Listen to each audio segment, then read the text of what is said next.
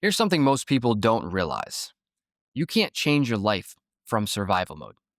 If your body is in fight or flight, if you're tense, reactive, on edge, no amount of mindset work will stick because your system isn't optimized for change. It's optimized for survival. And when you're in survival, your world gets small. Your thinking narrows, your capacity disappears. So today I want to talk about something foundational. Not motivation, not hype, not discipline or willpower, but upgrading your operating system. Because when your nervous system feels safe, everything else becomes possible.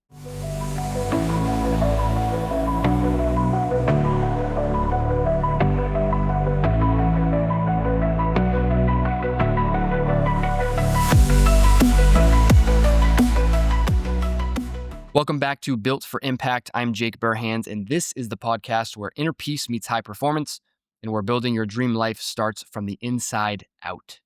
In the Built framework, awareness comes first, and we touched on that last episode. Awareness gives you the choice, but choice alone isn't enough. You can be the most aware person in the world. You understand you're not your thoughts or emotions. You know all your limiting beliefs. But if you can't regulate your nervous system out of that survival state, your body is not physiologically in a condition to change. It never will. The example I used last episode, you'll be painting those leaves on the tree green your entire life, but the roots will keep feeding it. You know, the roots will be in poor soil and you'll never get the outcome. It'll never feel natural.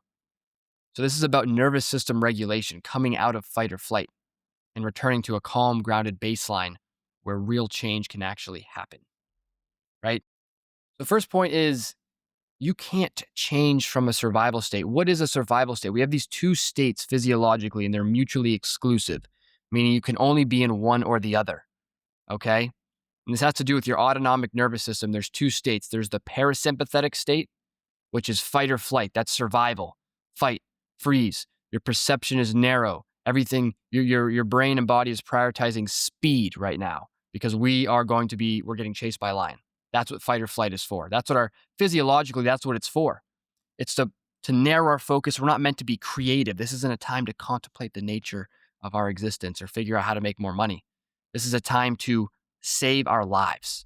So it's a great biological adaptation, physiological adaptation, except we're stuck in survival mode in traffic, or we're stuck in survival mode when our boss sends us an email that makes us mad, or our spouse says something that ticks us off and we're in survival mode for 4 hours. So stress is good in an acute sense, meaning for short durations, but chronic stress is where so many health issues come because you're in this overdrive. You're in literally overdrive. It's like stepping on the brake in traffic and then just slamming on the gas. You're just revving out of control, but you're not going anywhere. That's fight or flight mode. But that's not where growth happens. You can't make lasting change from a survival state. And this is where a lot of, mindset and stuff falls short, is they don't talk about the physiology at all. And it's so foundational. Like, you can't just will your way with your mind towards positive thinking or towards a new state of being if your physiology is in fight or flight, because your body and your subconscious programming isn't going to be open to what you're trying to tell yourself. You're saying, I want to be confident. I want to be at peace. I want to be loved. I want to be whatever, If your body's in this fight or flight state, you're not going to be able to reprogram at the root level. And that's what we talk about in Built for Impact. That's the whole program. That's the whole shindig, is reprogramming your identity so that everything flows naturally from there. So effort stops feeling like a force, because everything flows downstream from identity. Okay. You don't get what you want. You get who you believe you are. And that's the reality. So if you believe that you are a fit person, guess what's easy to do? Go to the gym. You wake up and you want to go to the gym. It's never a force. It's never a struggle. You're excited. It validates you, who you are. But guess what's very hard? If you fundamentally believe you're a lazy person and the gym has always been hard, guess what's going to be hard? Going to the gym, right? You're going to think like, oh, the gym is freaking brutal. I hate going to the gym. I don't know how to do anything. I'm always nervous, always self-conscious. People are looking at me because I don't know how to lift weights. And then that leads to emotions of, dread, which leads to the behavior of sitting on the couch.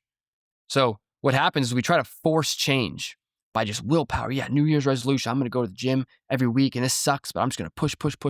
Discipline. Guess where that gets you? Nowhere. It gets you burning out and you're going to quit. Okay.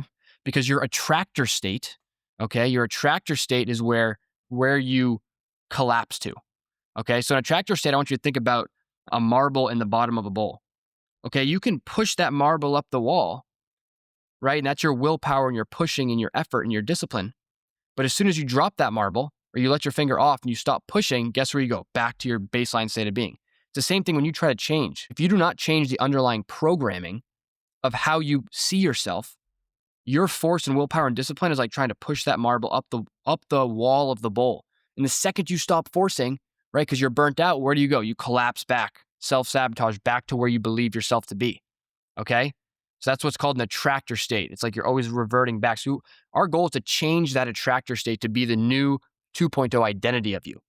In order to do that, though, you have to regulate into creative state. You can't be in survival OS. You have to be in creative OS, operating system.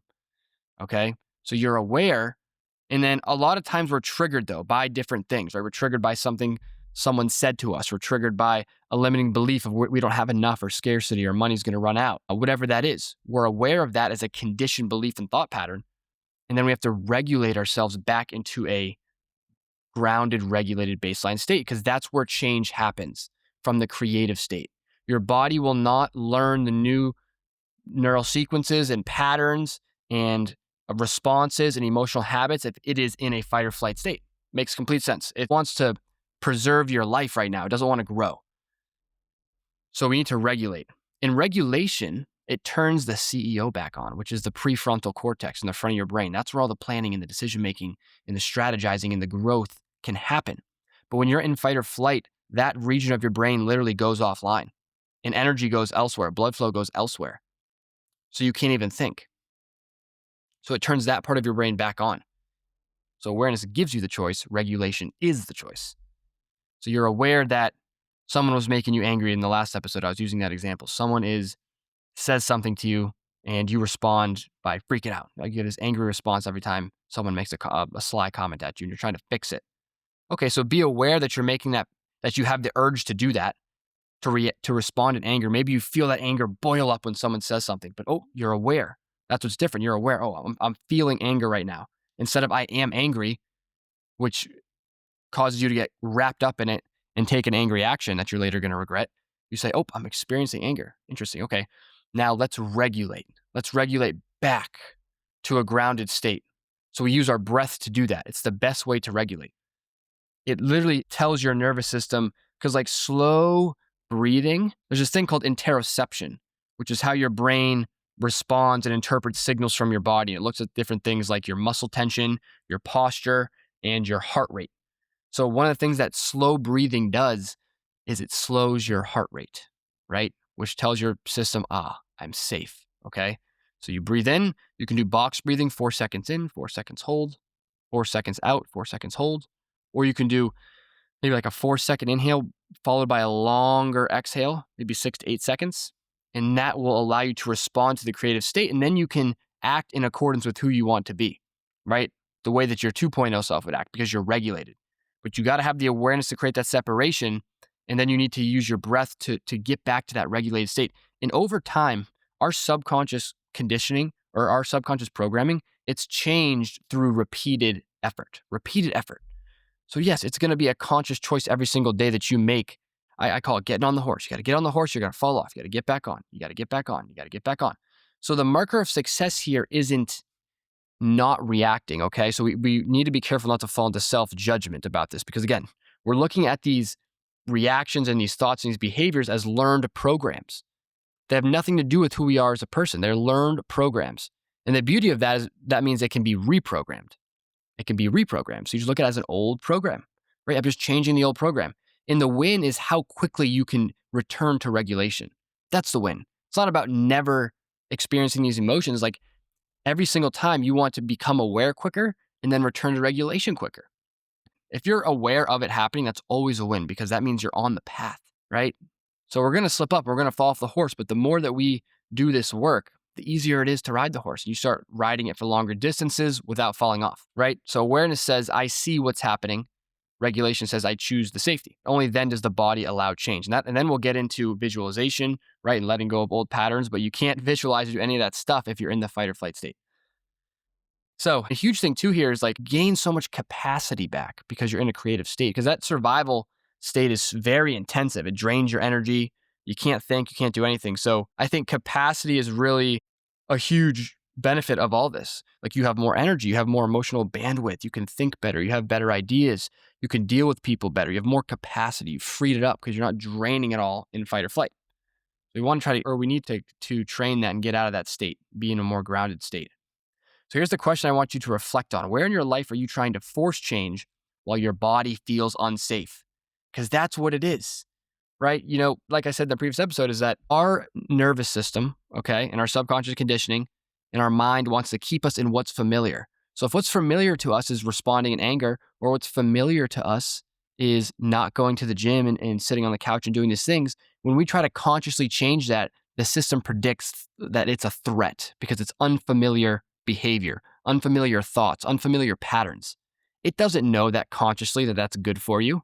And that's like what's in your best interest. Again, it's not designed to make you happy or help you chase your goals. It's designed to keep you in the familiar.